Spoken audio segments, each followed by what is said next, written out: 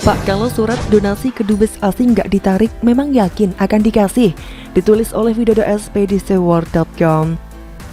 Halo, selamat menyaksikan informasi dari channel Tanda Seru.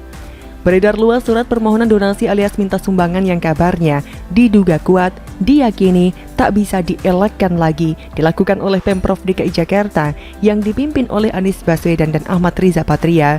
Penerimanya para dubes negara-negara sahabat yang ada di Jakarta guna memenuhi kebutuhan atau rencana kamar-kamar isolasi di Rusun Nagrak Cilincing, Jakarta.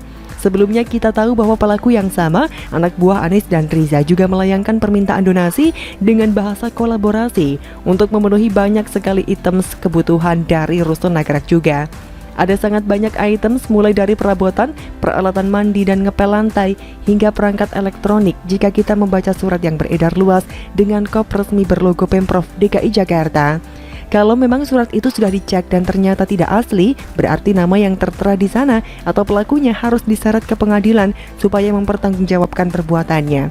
Masa berani memfitnah pemerintahan daerah yang dipimpin oleh gubernur yang paling baik sedunia dan akhirat di mata para dubes asing, bisa diseret ke pengadilan akhirat sekalian kalau memang diperlukan. Namun rasanya belum ada klarifikasi tegas dan jelas, terlebih yang bersifat pengakuan yang penuh tanggung jawab dengan perkataan kira-kira begini. Ya, surat itu memang dikeluarkan oleh Pemprov DKI Jakarta atas sepengetahuan dan seizin saya selaku Gubernur DKI Jakarta.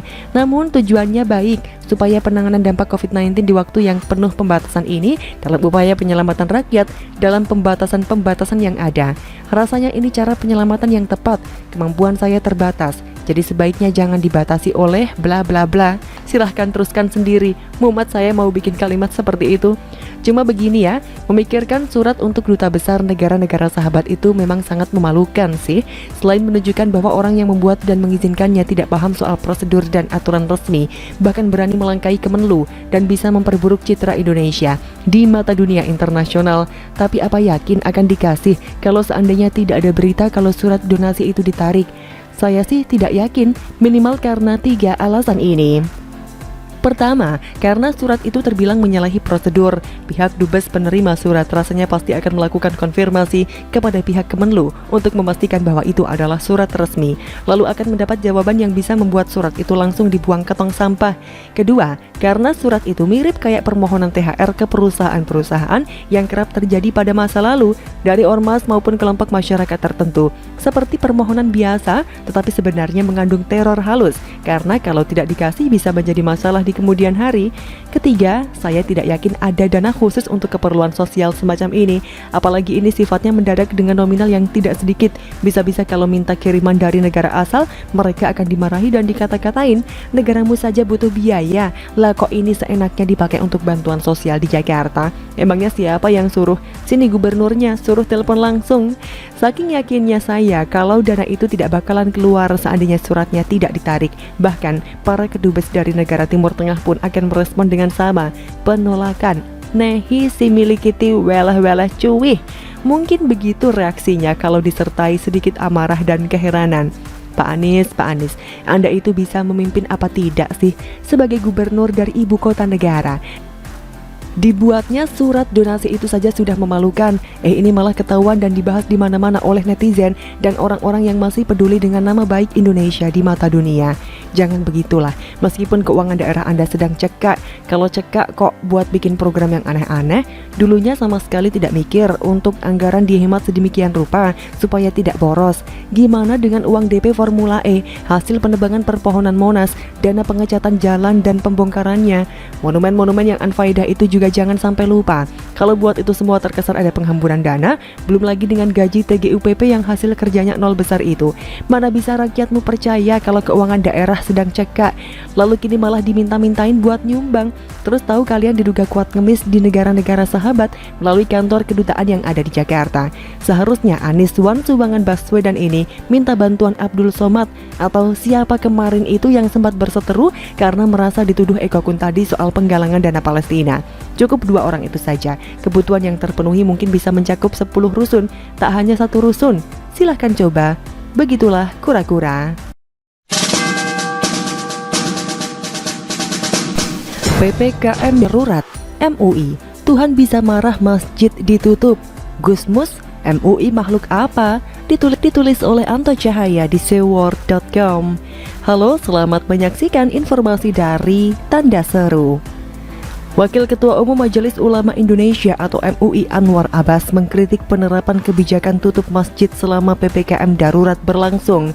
Bagaimana mungkin perkantoran di Jakarta yang masuk zona merah bisa dihadiri 25% jumlah karyawan, sementara tempat ibadah harus ditutup. Jadi kalau kantor tidak ditutup ya masjid juga jangan tutup. Kalau kantor ditutup ya akan menimbulkan masalah. Dan kalau masjid ditutup bangsa ini bisa dimarahi Tuhan, ucapnya dilansir Tribun News Kamis 1 Juli. Di atas adalah ucapan seorang wakil ketua umum MUI Pusat. Saya tahu tulisan ini sedikit sensitif dan mungkin banyak yang tertarik soal beginian. Tapi bagi saya menarik, pribadi semacam Pak Anwar Abbas ini seolah aura almarhum Tengku Zulkarnain kembali hadir di tengah-tengah kita. Sebelumnya mungkin tidak hanya saya, tapi sebagian masyarakat cukup bernafas lega. Sepeninggal Tengku Zul, bukan soal wafatnya, tapi minimal sudah tidak ada lagi kegaduhan yang dicipta melalui sosial medianya. Tak elok sebetulnya membicarakan orang yang sudah wafat, tapi faktanya demikian adanya. Kita, sesama anak bangsa yang saling berantem hanya karena pernyataan saat di panggung atau hoax yang kerap disebarkan melalui dunia maya. Sedikit mengingatkan kita semua, entah kenapa orang yang mendoakan Pak Jokowi lengser atau meninggal, rata-rata meninggal duluan. Saya mencatat ada 3 sosok, kalau ada lagi silahkan tambahkan. Ki Gendeng Pamungkas, paranormal, Tengku Zulkarnain MUI, dan Mbak Yu, peramal. Kembali ke soal Anwar Abbas. Atas pernyataannya tersebut akhirnya saya tertarik untuk mengetahui struktur Dewan Pimpinan Harian MUI Pusat. Anda dapat juga akses di sumber di seworld.com. Sebetulnya semula ingin mencari tahu nama bintang tamu di studio podcast Deddy Corbuzier yang dari Badan Penanggulangan Ekstremisme dan Terorisme atau BPET MUI. Sayangnya tidak menemukan nama yang saya maksud. Pemaparannya jernih, masih muda dan cerdas yang oleh Deddy dipanggil Gus. Entah Gus siapa. Video di sini judulnya tersebar buku pembunuhan. Saya membayangkan Majelis Ulama Indonesia diisi oleh pribadi semacam Gus tersebut. Masih muda dan memiliki pemikiran yang terbuka. MUI bukan tempat untuk cari panggung atau sebatas fatwa halal haram, tapi benar-benar manfaat untuk umat. Jangan sampai kembali pertanyaan fenomenal Gusmus terus menjadi simbol perlawanan masyarakat. Meminjam istilah Gusmus, MUI itu makhluk apa? Pernyataan Anwar Abbas di atas sejujurnya bikin sebagian masyarakat bertanya, sebetulnya bagaimana sih MUI ini?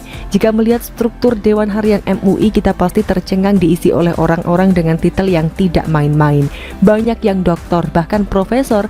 Tapi mengapa kok terkesan pekok jika membaca pernyataan Wakil Ketua MUI di atas? Dapat menimbulkan silang pendapat di tengah masyarakat berdasar cara berpikirnya yang bengkok. Saya yakin beliau ini punya Android dan televisi di rumahnya sehingga dapat melihat berita. Di Arab Saudi sana juga lakukan penutupan sementara karena lonjakan COVID-19. Oke, taruh kata mungkin ia termasuk orang yang tak percaya corona, tapi bisa tidak bersikap bijak kepada mayoritas yang merasakan dampaknya. Banyak keluarga yang kehilangan orang tercinta karena virus ini, tenaga nakes yang kelelahan luar biasa, rumah sakit yang sudah banyak yang tak dapat lagi menampung pasien, dan lain sebagainya.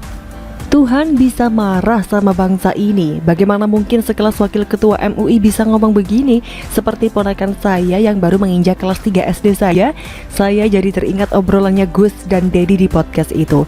Kata Gus, MUI itu stigma jadi negatif oleh masyarakat karena 1-2 orang yang berpikiran sempit, radikal merusaknya. Pernyataan Anwar Abbas seperti memberi gambaran yang bersangkutan justru tidak peduli dan simpati pada bangsa dan umat.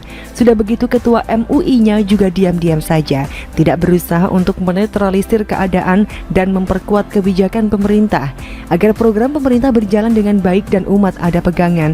Jangan semangatnya kalau soal fatwa dan beri label halal haram doang ah. Memang kalau kereta sudah pada tua itu susah, lamban dan merasa sudah makan asam garam kehidupan. Sudah saatnya MUI dipimpin dan diganti kiai yang muda-muda. Judulnya Majelis Ulama, tapi malah bikin bingung umat. Bagaimana menurut kalian?